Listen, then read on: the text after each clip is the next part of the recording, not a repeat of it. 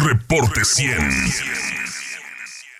Tengo en la línea telefónica y le agradezco mucho que nos tome la llamada a la autora de esta nota periodística y quien se dedica a investigar este tipo de tramas, la periodista Laura Sánchez Ley. Laura, ¿cómo estás? Buenos días.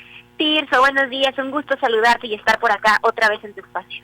Oye, Laura, fíjate, qué coincidencia, o no sé si es casualidad, dime tú, porque hace como un par de semanas, vi el documental de Buen Día. Y en el documental de Buen Día, justo al final, pues entra el tema de la DEA, en donde no está la DEA involucrada, Claro. y la CIA, etcétera.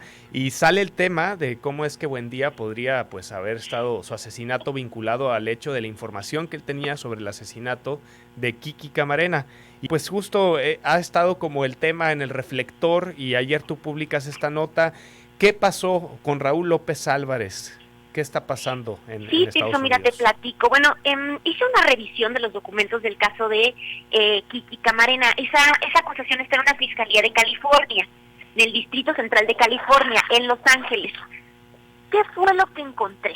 Encontré que después de 33 años el caso estaba abierto, es decir, se estaba reabriendo.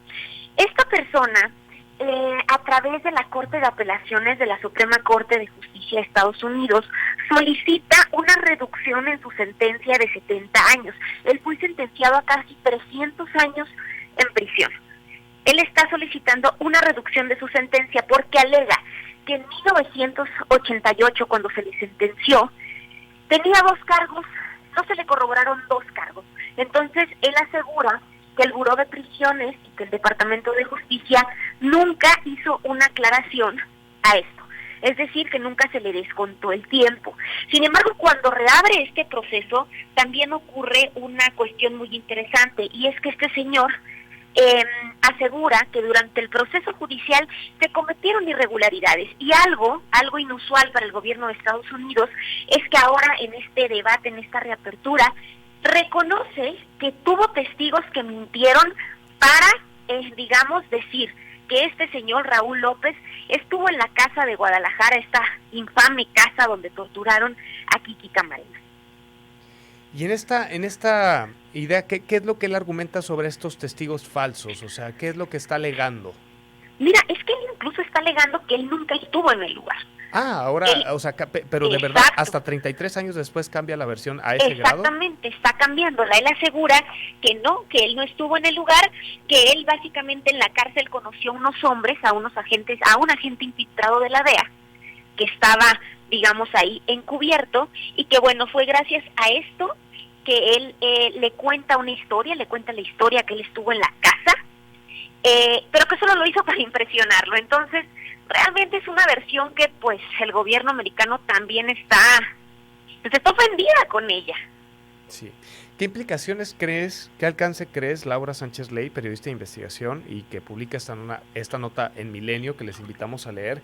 ¿Qué implicaciones crees que tenga? Porque es curioso que 33 años después se cambie una versión de los hechos, como lo está haciendo hoy Raúl López Álvarez, el detenido por torturar presuntamente a Kiki Camarena, y es un caso pues emblemático, digamos, para la relación bilateral, claro, en el tema relacionado pues a la participación inclusive de espías, ¿no? En México, estadounidenses en México, y es un tema que se reabre después de mucho tiempo de haber estado, digamos, con las aguas mansas. ¿Qué implicaciones crees que tenga? Mira, pues es que ya ha tenido implicaciones desde antes. Hemos visto que hay otras personas que han sido liberadas porque se cometieron bastantes irregularidades durante el proceso, extradiciones irregulares. Recordemos todo este tipo de sucesos que han ocurrido, ¿no? Incluso ha intervenido la Cancillería mexicana para que regrese algunos de los detenidos. Recordemos a no recuerdo el nombre, pero del doctor que estuvo manteniendo con vida a Kiki Camarena, ¿no? Es uno de los casos grandes, o el señor Verdugo, que habrá sido inculpado por un agente experto en fibras capilares del FBI, que después se reconoció que tampoco estuvo ahí, ¿no? Entonces creo que es un caso que no termina de esclarecerse. Es un caso que tiene muchas aristas. Bueno, se ha mencionado la presencia de Manuel Bartlett, ¿no? Por ejemplo, entre uno de los personajes. Yo creo que lo que viene, querido Tirso, es que se abra la acusación. La acusación desde 1985 no se ha abierto, se mantiene secreta, se mantiene clasificada. Esta revela los nombres de absolutamente todos los implicados y la gente que se ha investigado y se va a seguir investigando mientras el caso permanezca abierto. Entonces, creo que las implicaciones que se vienen en este momento es eso. Si se corrobora que en efecto los testigos falsearon información y que incluso gente de agencias que estuvieron en México mintieron en sus declaraciones contra Raúl López, se viene un problema grande, muy grande, porque pues podría hasta entrar la intervención de la Cancillería mexicana y de otras instancias internacionales en el caso de Kiki Camarena. Irónicamente, o bueno, casualmente, Laura, y con esto, si quieres, concluimos, esto se da en un contexto de la demanda que presenta el Estado mexicano contra 11 también de las fabricantes de armas en Estados Unidos, justamente que recuerdan mucho a tramas como Rápido y Furioso y el hecho de cómo se reaviva la violencia y también de las relaciones bilaterales que existen entre funcionarios de seguridad y de inteligencia de los Estados Unidos y México, y probablemente esto dote de información, como bien dices, en caso de que resulten que se abran los expedientes, para dar quizás un poco más de luz, ¿no? De dónde vienen estos hechos, desde cuándo. Claro, totalmente. La apertura de expedientes me parece a mí que es un hecho trascendental y fundamental. ¿Por qué? Porque nos hemos dado cuenta que tanto en México como en Estados Unidos estos expedientes, lejos de contener la verdad, parece que contienen toda la serie de irregularidades que se cometen en el proceso para inculpar a muchísima gente, ¿no? Entonces creo que un poco abrir estos expedientes tumba verdades oficiales. Entonces habría que ver, hay que revisar, si tendrían que ser públicos al menos las partes que no afecten la investigación, pues para que podamos conocer la verdad. Mira, han pasado cuántos años desde el asesinato de Enrique Camarena y seguimos conociendo irregularidades que se cometieron en el proceso en un afán también de sentenciar gente. Vemos que la política de sentencia, de la efectividad de demostrar a través de las sentencias que se está dando golpes a la delincuencia organizada, que se está avanzando en materia de seguridad o de impartición de justicia, pues es una constante en ambos países, y luego vemos que no están tan bien conformadas las investigaciones como nos lo platicaron.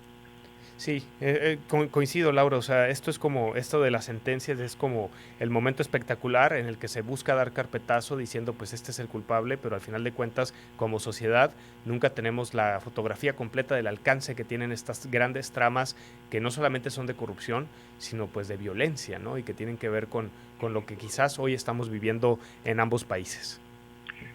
Claro. Sí, bueno, te doy un ejemplo, ¿no? Pero este es un ejemplo que sale un poquito tal vez de esto, ¿no?